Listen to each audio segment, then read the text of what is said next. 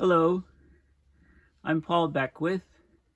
In the last video, or a recent video, I was talking about the temperature extremes at the poles and how they were both caused by atmospheric rivers. And we also know that the massive flooding in BC late last year was caused by 3 or 4 atmospheric rivers going through BC, dumping huge amounts of rainfall, causing landslides, taking out roads, etc., and flooding entire regions, including important agricultural growing regions. And there's also been lots of this phenomena down in Australia, and I'm going to focus this video on a bit about the what's causing atmospheric rivers, why they're called atmospheric rivers, and how they're presently affecting Australia.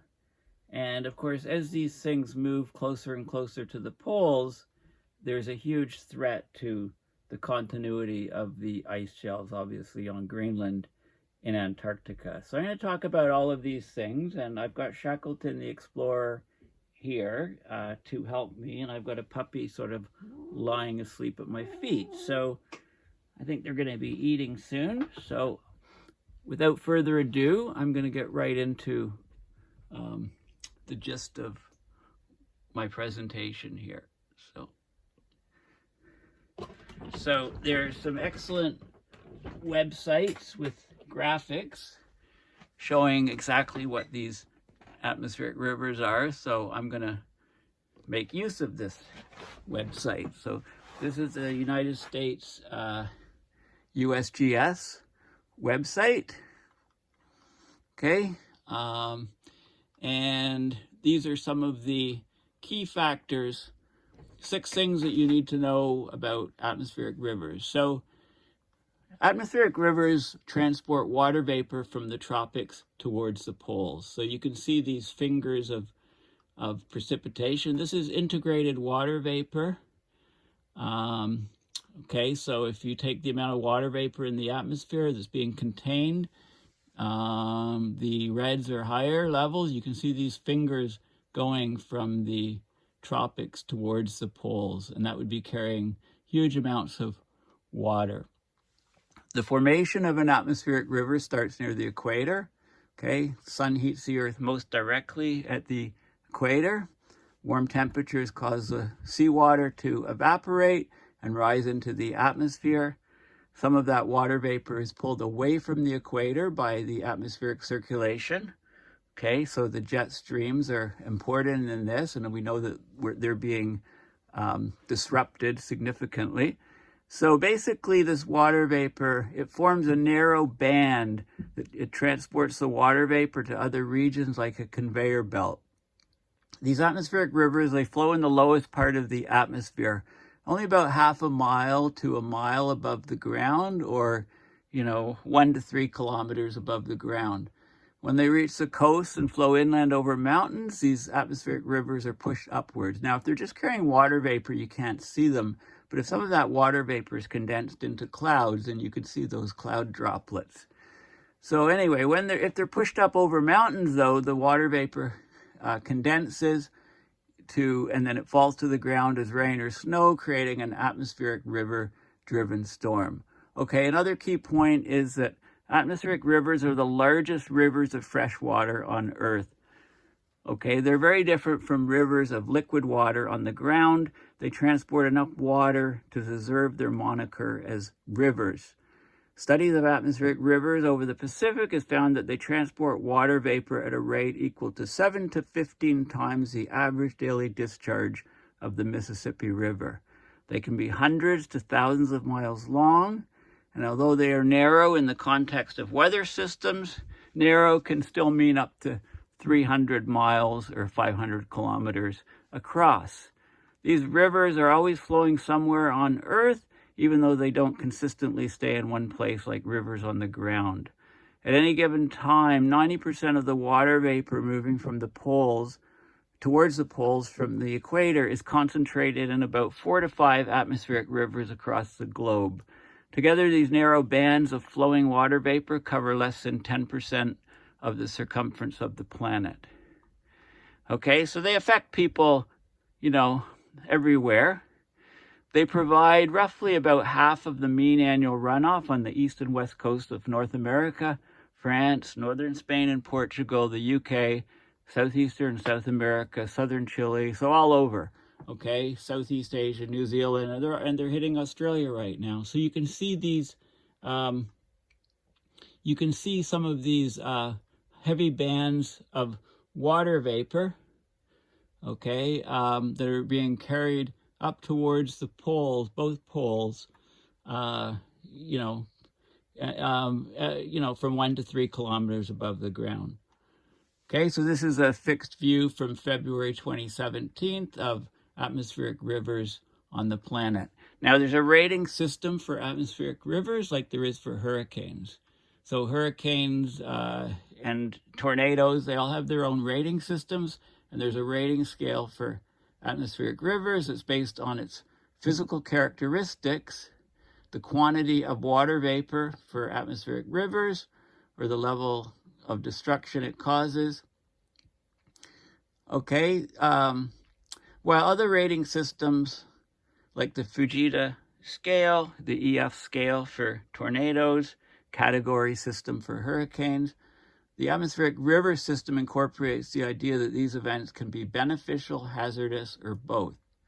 Okay, AR Cat 1 events, atmospheric river category 1 events, are primarily beneficial, and at the high end, AR5 category event, Cat 5 events are primarily hazardous. Okay, so these are hazardous, these are beneficial. These are primarily beneficial, but some hazards, a balance, say 50-50 between hazards and beneficial. Cat 3, 4 is mostly hazardous with some benefits and so on. So here's the duration in hours, and this is the maximum vertically integrated water vapor, kilograms per meters per second is the unit. And so, you know, this could be Cat 4 for 24 hours, and then red, which is mostly hazardous, for 2 more days. You know, that would be a Cat 5 with the maximum vertically integrated water vapor transport up above the 1250 level. You know, when we get down here to below 250, it's not an atmospheric river, and we can have weak ones here and so on up the scale. Okay, so atmospheric river storms can be beneficial in places like drought-stricken California. Up to about half of California's annual precipitation can come from atmospheric rivers. But lately they've been moving north of California into British Columbia, and they caused a lot of damage then. They can bring enough water to end a drought. About a third to 2/3 of the droughts on the west coast of the U.S. between 1950 and 2010 were broken by the arrival of atmospheric river storms. Okay, though an atmospheric river can help extinguish wildfires in the fall, they can increase the hazard of past and future wildfires. And they do this because if these atmospheric rivers are occurring in the spring and in the summer, you can get huge amounts of vegetation growth. And then when it dries out by the end of the summer, running into the fall, the wildfire hazards can be much, much greater, because it's primed for fire by the large amount of vegetation. And when that vegetation dries out or gets desiccated from heat waves, etc., then any spark can set it off, and you can get tremendous amounts of problem. Fires can also make the top layer of soil non-absorbent for a short time after the fire, so water flow runs on it, and you can get landslides. So you can get wildfires, and then the soil is primed for landslides if you get large amounts of rain. Okay, so this is before a fire. You have all this leaf litter, and you have rain, and it discharges the groundwater and runs off. But then after you have a fire, then you get an ash layer. So you get a lot of runoff and sediment, minimal absorption, and it can destabilize the slope and, cause landslides. So often, you see this sort of thing happening. You know, before a fire, the forests act like a sponge and a water filter. Okay, after a fire, the ground's covered in ash, like a wrap, and water can't penetrate the soil, so you get large surface runoff, carrying ash, sediment, and other pollutants into streams and reservoirs. Okay, and then so future fires can be influenced because atmospheric rivers can actually increase the area burned by fires in the year following an event. Okay, because they create a lot of vegetation growth, and then when that dries out, it can burn. So here's a post-wildfire flooding and debris flow in a small canyon above the Las Lomas debris flow in Duarte, the winter after the June 2016 fish fire in Los Angeles County. So you can get, you know, huge debris flows. And the other thing is an atmospheric river megastorm could be California's other big one. Okay, so the other big one is, you know, a massive atmospheric river-driven megastorm that could cause extensive flooding across the state of California. So in the Central Valley could completely fill up with water, and that would wipe out millions and billions of dollars.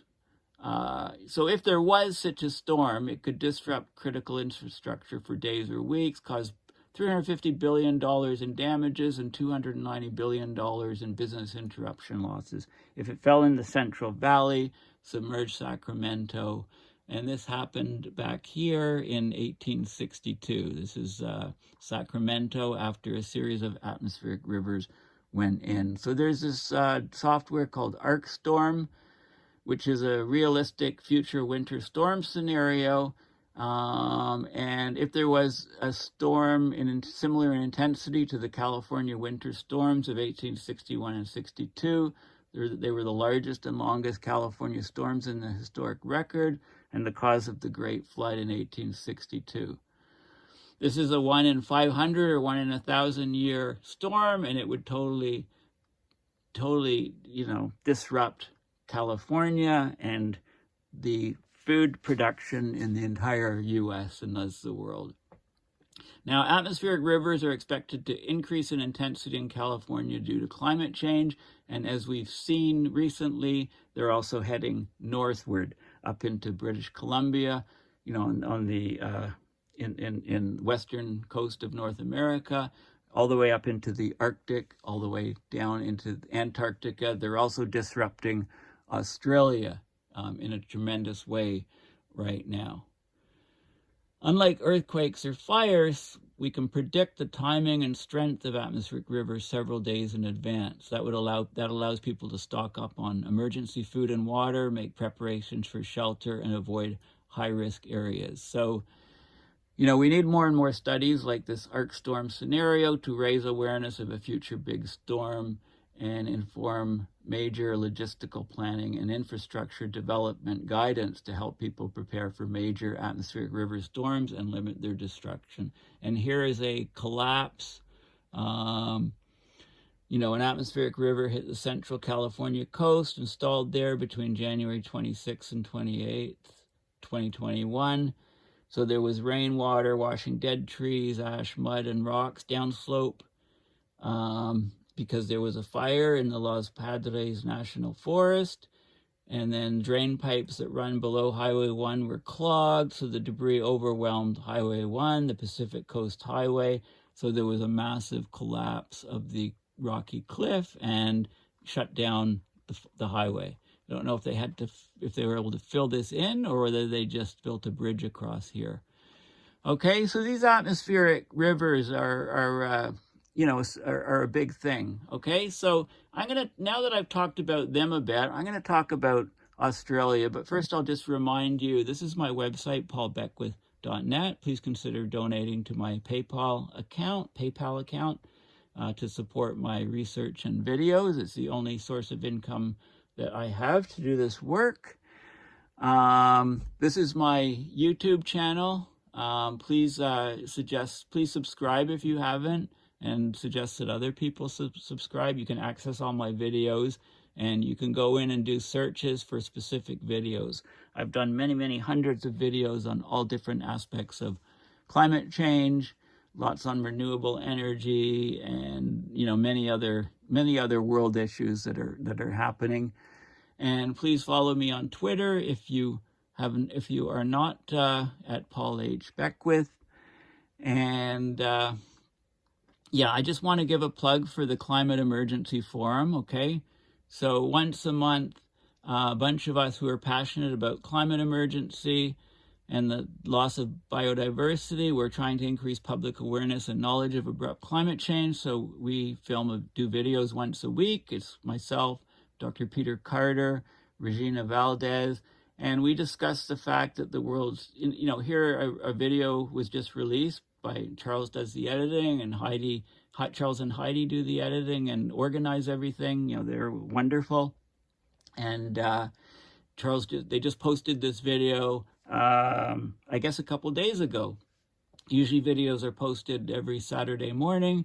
So this is on the perilous polar heat waves. So I'm just giving a shout out to this. Please follow the Climate Emergency Forum. And we also did numerous presentations at the COP, both at the COP in recently in Glasgow, and also at the previous COP in Spain, in Madrid, Spain, before COVID. Okay. So these are just some things I'm going to talk about soon, and I haven't yet. They're on my taskbar, so I got to get through them. The Arctic report card. There's lots of neat stuff in there, which is well worth discussing. Here's a paper, Atmospheric Methane Removal, a Research Agenda. I want to talk about that at some point. A nature-based negative emissions technology that can remove methane and greenhouse gases from the atmosphere.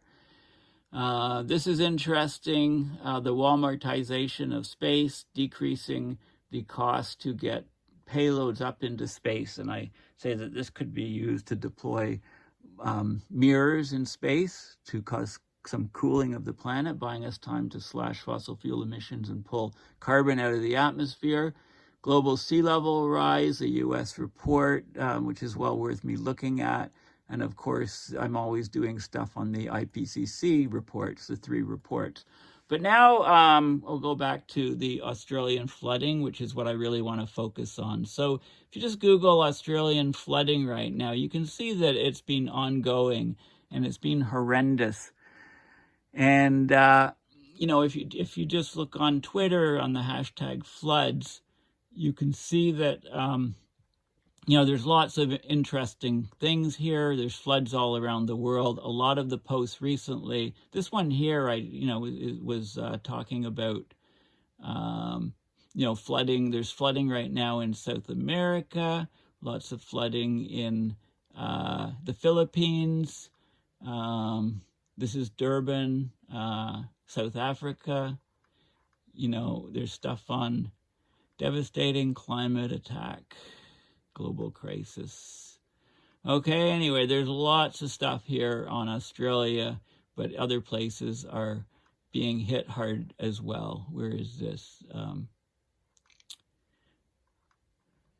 not sure where that was. Protecting yourself against flooding, Center for Disaster Philanthropy, wildfires increase flooding risks, the hazards of mudslides and flash floods, and so on. Okay, so Australia, I talked about this a little bit in a video or 2 ago about this rain bomb, these atmospheric rivers that are crossing Australia's east coast.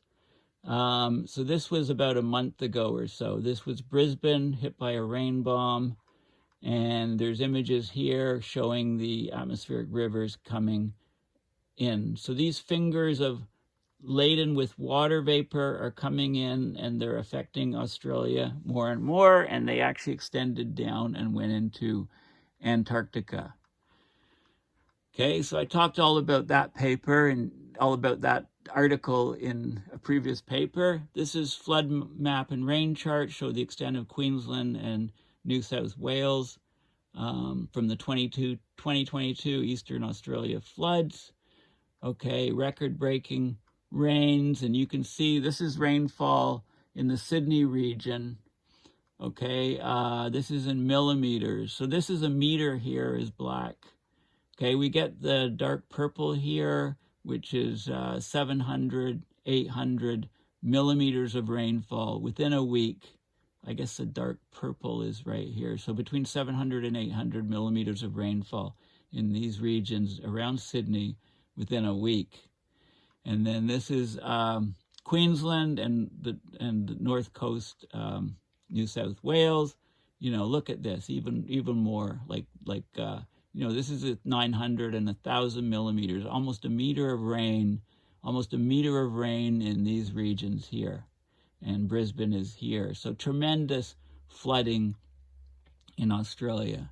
You know, and then you can look at the river heights, you know, how the river heights skyrocketed up, you know, and these are still sort of ongoing sort of things. This is one site, this is another site. Brisbane River fluctuations, not too much there. Okay, water levels, like just, you know, major flooding here. And this is at 10 meters almost, and we're like almost 15 meters, you know, in this location. So not there. I mean, it's just phenomenal. And this is, you know, Australia's La Nina of 2021-22, cumulative rainfall versus long-term averages. You know, this is Observatory Hill in Sydney, 2021 to date. So just right here, you know, March, shooting up. You know, let's have a look at some other locations. This is another station in Sydney. This is Brisbane. You know, even sharper curves, well above, you know, anything of the norm. This is normally the range for a very wet year versus median year. This is very dry year, and it's shooting off of the charts. Not so much there. Lismore. Okay, so so excellent data here, and you can just find this by Googling flood map and rain charts, show extent of Queensland and New South Wales disaster in The Guardian. And this is, I showed you this image already of some of the rain bands. So this is definite atmospheric river type fingers of water vapor extending over and crossing Australia and then raining out. Brisbane homes flooded, so more images, more articles, you know, and this is again in the Guardian. Okay, so there is a paper called Extreme Water Vapor Transport During the March 2021 Sydney Floods in the Context of Climate Projections. Okay, and this is the article here, so I can have a quick look at it. Okay, so this is running computer models to see how atmospheric rivers will, or these extreme water vapor transport, these atmospheric rivers, how they will worsen with climate change. Okay, so they studied the March 2021 situation. They looked at the change of frequency in these extreme integrated vapor transport atmospheric river events over Sydney in 16 climate models. They found that the probability of long duration high integrated vapor transport events or atmospheric river events is projected to increase by 80% at the end of the century. Okay, and I'll just look at some of the figures in here. So this is the 18th of March, you know, starting to come across. This is the 21st of March, inundating these regions. And then the 23rd of March, very, very intense over the Sydney region. And this is that event that they studied, and they ran the models, and they found that here's the event here. Okay, it was in the top 99.7% of events. So this is the histograms of daily mean integrated vapor transport. Okay, so in order to reach this sort of level, it doesn't happen very often, but it's happening more and more often with the with the atmospheric river events occurring from climate change. And they looked at other statistics and data of the event, and then ran the models and tried to find out what would happen. And they concluded that climate change will make this thing much worse. The probability of events of a similar magnitude to the March 2021 event will increase by about 80%, with the interquartile range of estimates ranging from 50% to 100%. Okay, and that's with moderate and high emissions scenarios. They found that the change in the IVT is proportional to the rate of warming. So faster rate of warming, more risk of these events. Okay, this is a site from NOAA, again saying, what are atmospheric rivers? Learn more about these rivers in the sky. Okay, so they're relatively long, narrow regions in the atmosphere. They're like rivers in the sky, literally. They transport most of the water vapor outside of the tropics. They move with the weather, so they're tied to the jet streams. They carry an amount of water vapor roughly equivalent to the average flow of water at the mouth of the Mississippi River, on average, but they can carry much, much more, orders of magnitude more than rivers. So here we go. This is a storm north of Bodega Bay, California, largely driven by an atmospheric river over California. And here's the science, okay, behind atmospheric rivers. Okay, so here we go. An atmospheric river is a flowing column of condensed water vapor in the atmosphere. Okay, so they're approximately 250 to 375 miles wide on average. They're moving with the weather and are present somewhere on Earth at any given time.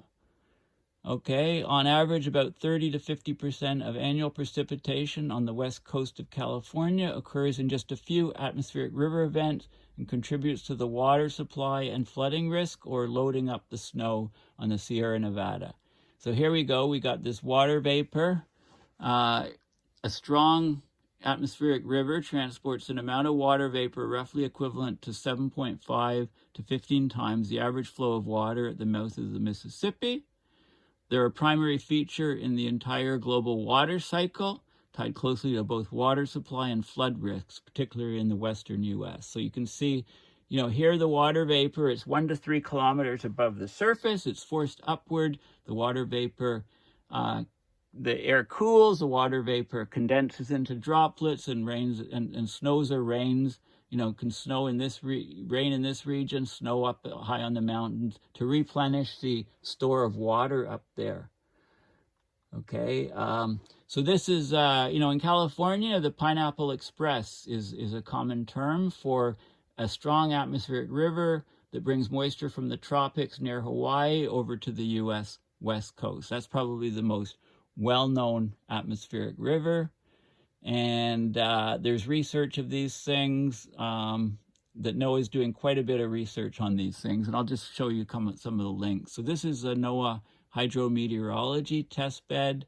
You can learn more about the atmospheric rivers here. Specifically, there's an atmospheric river portal with all kinds of information on current conditions, water vapor, infrared water vapor imagery, the GOES satellite imagery, precipitation, an analysis of the flux, the models, integrated water vapor models. Okay, so there's all kinds of details if you want to get into the nitty-gritty of atmospheric rivers. If you live in one of these areas that could be prone to them, you can find out more about them. And of course, these are the phenomena. This is a phenomenon that went right up into the Arctic and caused these record temperatures, which I talked about in this video here by the Climate Emergency Forum on perilous polar heat waves. I also talked about it in a separate video of my own.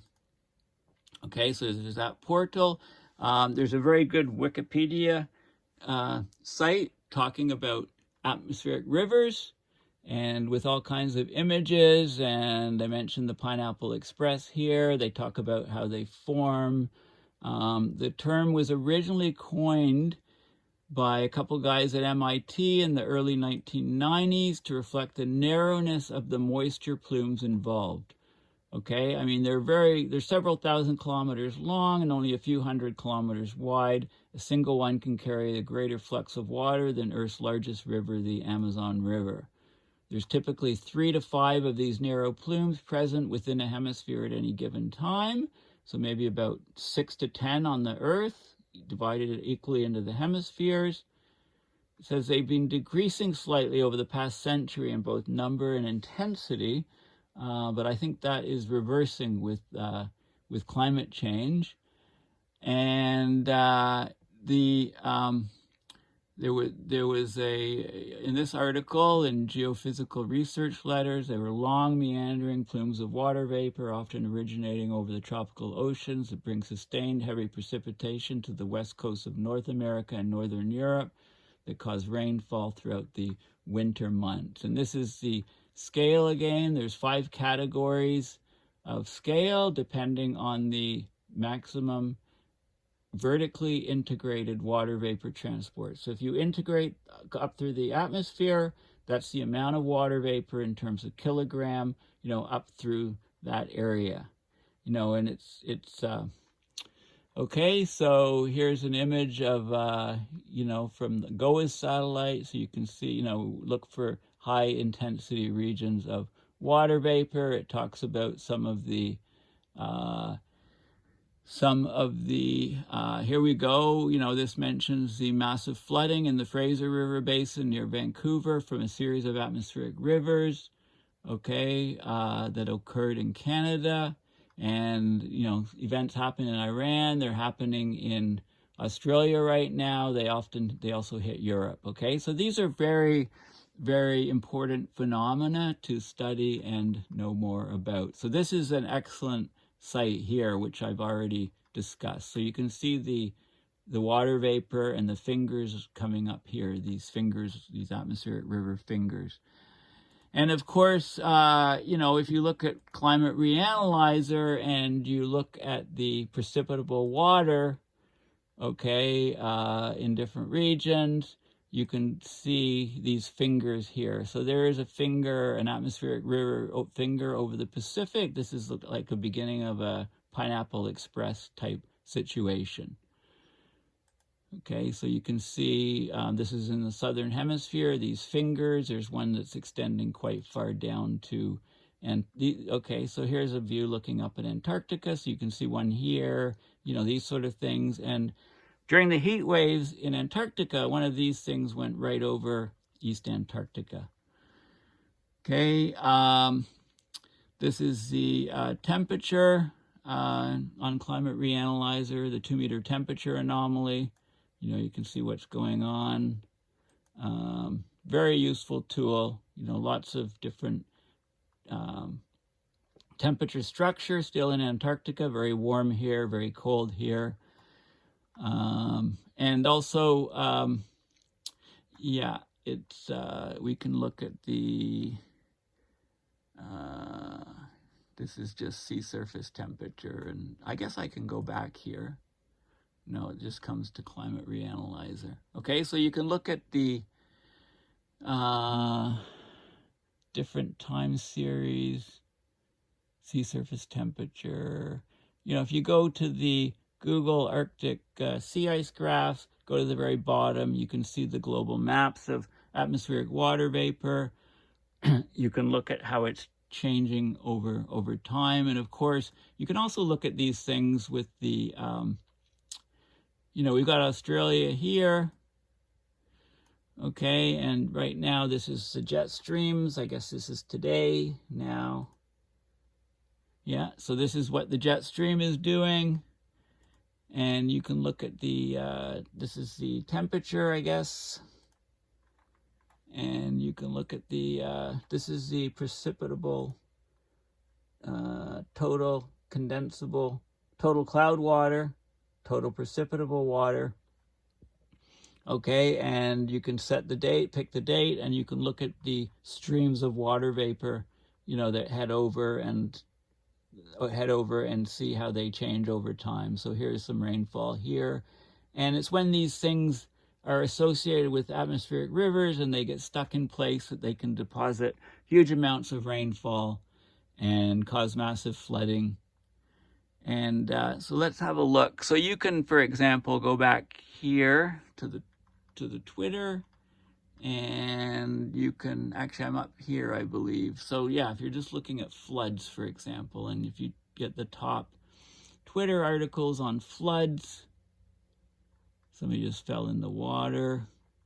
You know, you can see the different regions that are flooding. Okay, right now we're getting very, very cold regions in Europe, which is a problem because a lot of the buds were blooming already on crops, and now we've gone into a cold spell. Massive floods and rain damage across Durban, lives being lost. South Africa needs to pull together to help the region. Okay, so here's what's going on in Durban in South Africa. Okay, massive flooding.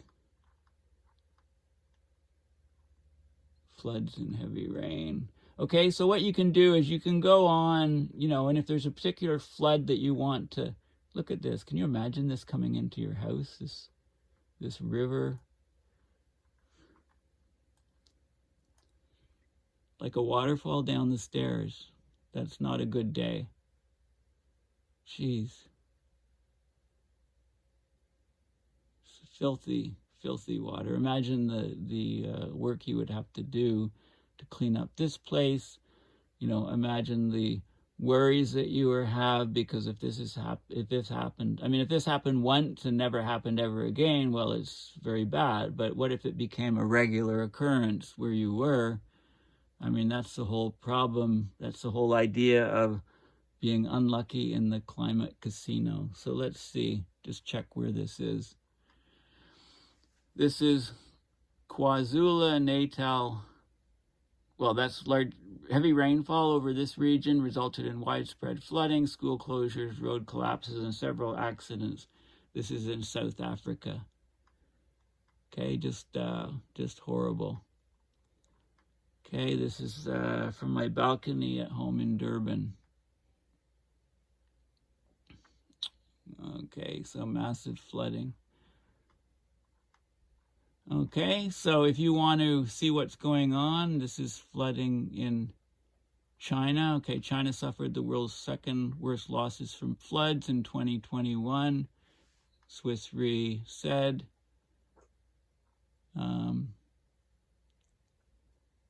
Look at all these tents underwater. Okay, we've seen that image. Okay, so if you want to study the floods in a particular region, well, you bring up this. You look at the total cloud water, for example, and you go down to South Africa.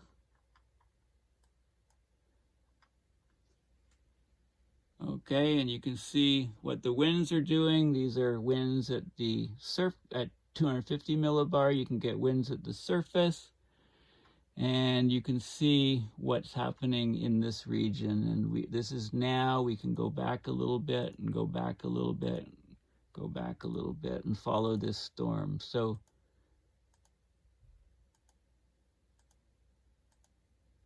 okay, so this is on April 7th. And this is cycling through, and we're focusing on this area down here, and the rain. You can click on here and see that there's 1.5 kilograms of water per square meter. That's cloud water. You can look at the total precipitable water. Okay, and see where it is. So this area is higher. Okay, total cloud water we'll go back to, and we'll just cycle through, and you can see, you know, these regions here, you know, where there was mass flooding in South Africa.